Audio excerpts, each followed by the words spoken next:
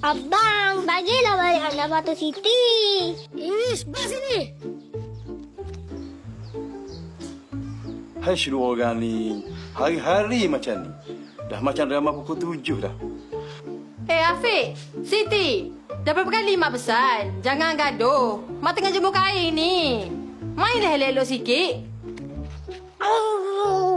Janganlah gigit kepala dia. Ha, ini bukan anak patung. Ini askar zombie. Kena tangkap dah. Nak pasang, nak pasang. Woi, janganlah kejar. Ya Allah. Dia batik Mak.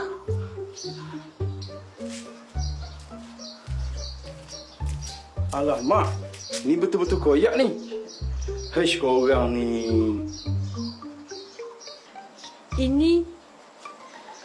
Ini kain batik arwah nenek. Bagi kat Mak masa Mak kahwin dulu. Batik asli Terengganu ni. Mana nak cari dah?